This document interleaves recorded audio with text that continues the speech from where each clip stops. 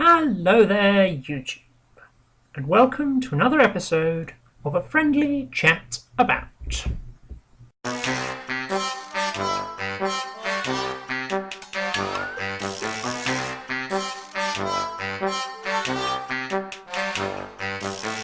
Today we shall be looking at a book that I didn't intend to release and was something of an afterthought. Whilst I was writing or rather laying out the new editions of the History Farce games, I realised there was a lot of material I'd have to cut in order to fit them into the new format.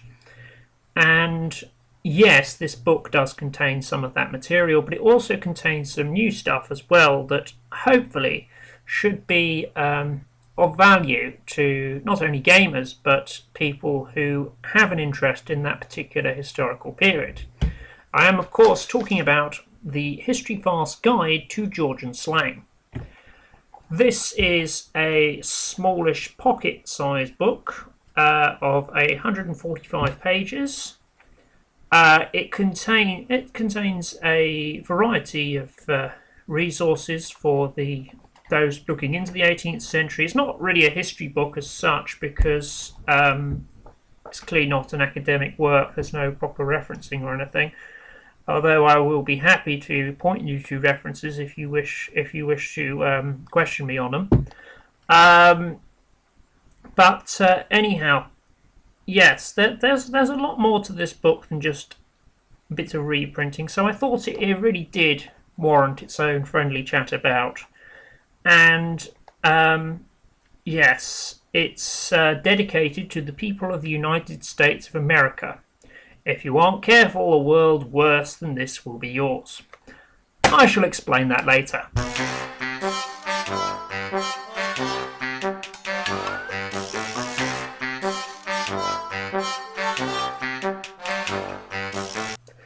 The first chapter I put together, or I call them chapters, they're more like sections, but the first chapter was based around something I rarely see turn up in role-playing game source books at all, let alone in history books, and that's the evolution of how people sounded.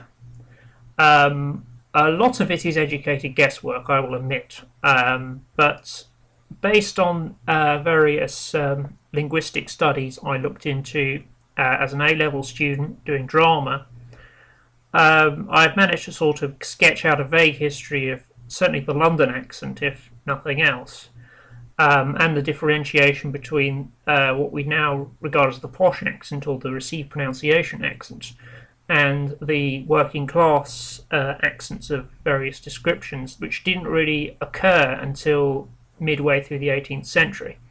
Until then, everybody was speaking. Even King Henry VIII probably would have spoken in a West Country accent, if you can put your head around that.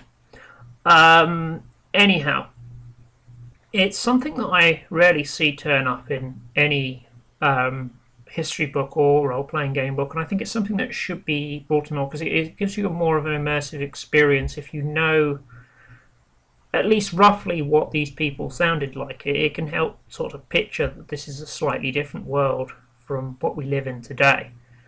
And also it tells you a lot about people's subconscious, the way people's subconscious affects how their voice sounds. With the London accent, basically it's sped up from what was originally sounded like West Country due to the hectic pace of urban lifestyle.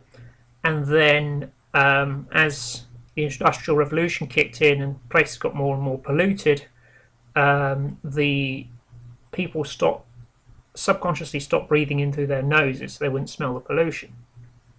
Hence why Cockney voice doesn't involve lot speaking through your nose.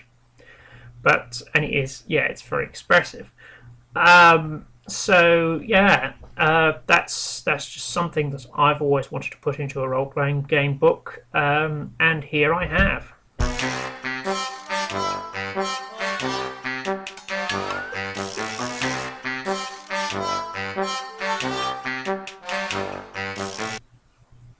This makes up quite a hefty portion of the book. I won't say it's half because I'm not entirely sure it's quite half the book, but it's a hefty proportion of it. It is for the most part a reprint from Tough Justice, although I have reformatted it to fit the new book. I think it's better laid out than it was in Tough Justice. No offense, Grim, but I think I managed to sort it this time, sort it in a slightly more presentable manner in this little book rather than in Tough Justice, where it was taking up, as Pundit said in his review, it was taking up space that could really have been used for more gaming material or art. So yeah, it's there. It's in full detail, and I think it'd be a useful resource not just to gamers but to people who have any interest in the 18th century. And coming up with an entire sentence or paragraph heavily relying on this slang, that could be a challenge in itself, and that could well be a tag challenge I come up with in the future. Or indeed, if you wish to respond to this video with a video written in Georgian slang, I will try and work out what on earth you are saying. Do feel free. Yes. Anyhow, it's as I said, for the most part, it's been cleared up, laid out better, and it's useful to anyone who wants to have a look at a sort of a criminal dialect. It doesn't necessarily just apply to the 18th century as well. I heard recently there was a Dungeons and Dragons book that basically used the same source that I did. It's an old AD&D book, used the same source as I did for the Rogue's Code, counting Rogue's Code, and honestly, I'm not surprised. But I think it just shows how versatile it is and how it can be used in various different settings, not necessarily just in the Georgian setting, but obviously it's the Georgian setting this book's about.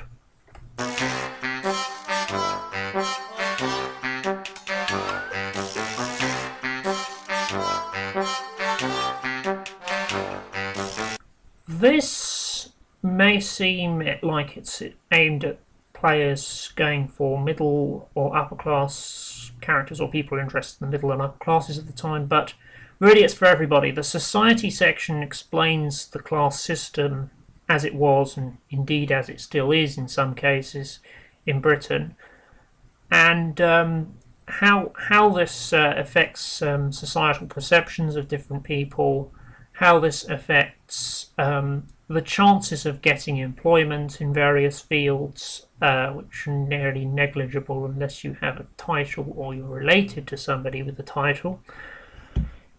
Anyhow,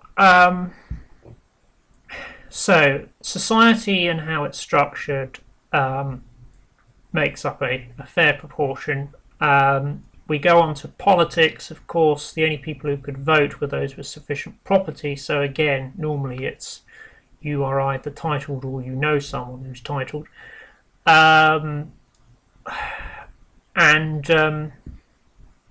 This goes on to talk about religion and the various bits of religious conflict that were going on at the time between a liberal faction of the church and a conservative faction of the church.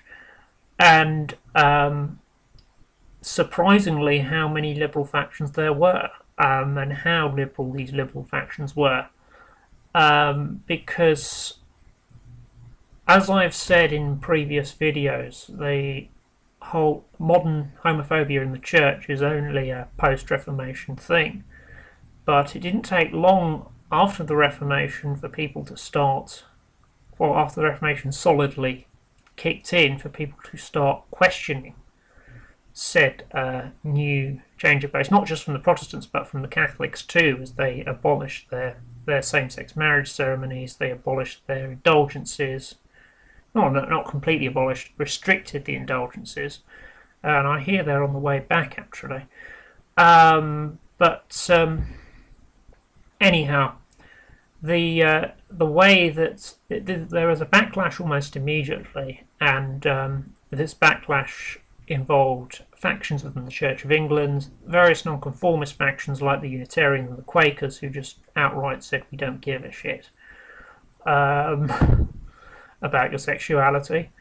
And indeed, these were the pastors who were at Molly houses marrying people. So, yeah, it's got a lot of sort of incendiary stuff there for the modern so-called debate, the modern attitudes. And indeed, when you look over the pond to America, you can see a lot of the same things happening over there when it comes to religion. Also, I correct a horrible misunderstanding about the Hellfire Club. The Hellfire Club were not real Satanists, they were trolls. Seriously, these guys were trolling religion. Their membership included the founder of modern capitalism, Adam Smith, several American founding fathers, including Benjamin Franklin, and essentially they were people who were so rich that they were quite literally above the law. They could buy their way out of any trouble they got into, so they used this power to set up their own mock satanic ceremonies. I mean, these guys were no more Satanists than, say, the Mimica or Brutus Illuminatis is on here. They were literally taking the piss, and it was only sort of later with Crowley that this idea became more religious. And even then, when you look at LaVeyan Satanism, to quote LaVey directly, he said, "This is the philosophy of Ayn Rand with a bit of jiggery pokery thrown in." What was that? Hocus pocus thrown in. That was the phrase. So yes. You have society and its resemblance to today, all summed up very neatly and nicely, with, I hope, some important societal.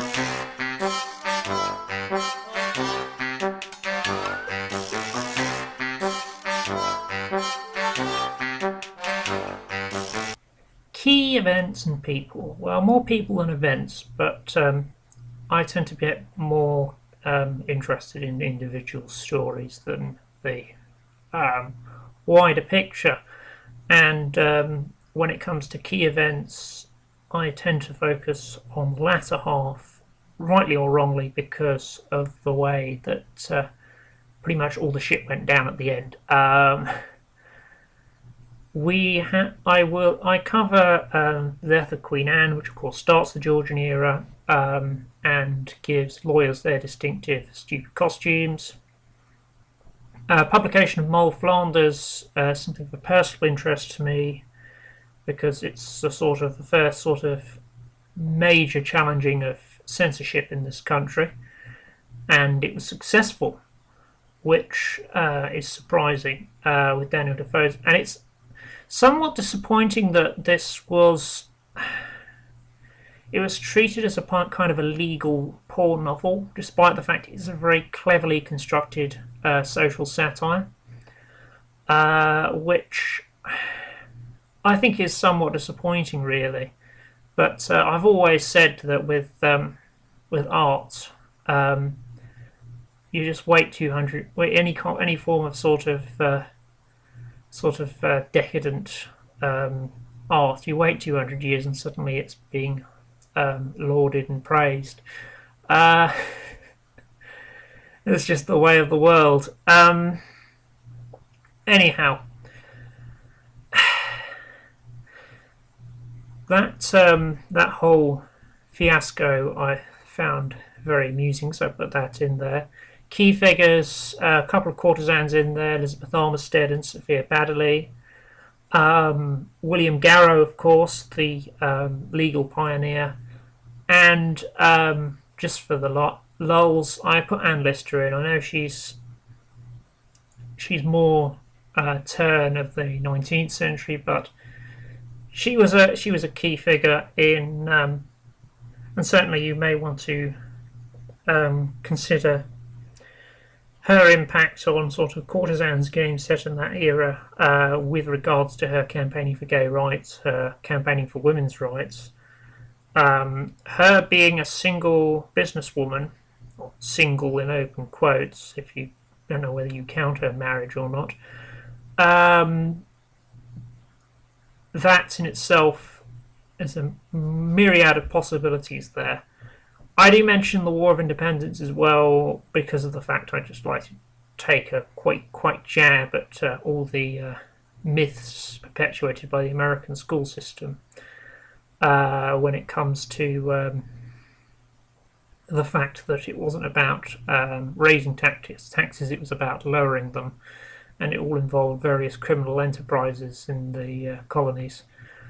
But again, I think I trashed the founding fathers enough in my description of the Hellfire Club. So, yeah, clearly Republicans are not going to like this book. Anyhow, that's Key Events and People. As I said, very interesting times, very interesting people, and I am pleased to present these because they're very rarely talked about these days, which is something of a shame.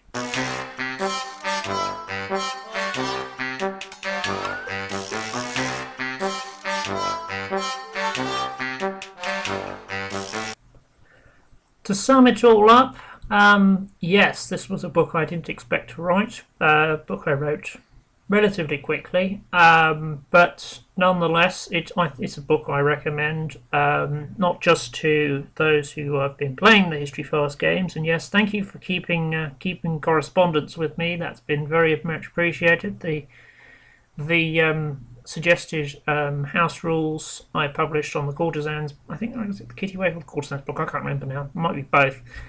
Anyhow, I do appreciate all the fan feedback and all the support. It's been interesting. I shall hope I can get transported at least a bit further along soon, but for the moment the focus is on getting Horseblade Heroics out and getting on with CID. I think is probably going to get a higher priority than Transported, purely because of the fact that it's been brewing for over a year now. I shall also keep you updated on how the comic is going, but for the moment we're on stall again, unfortunately. So, yes. Thank you very much for watching, and do check out the links below.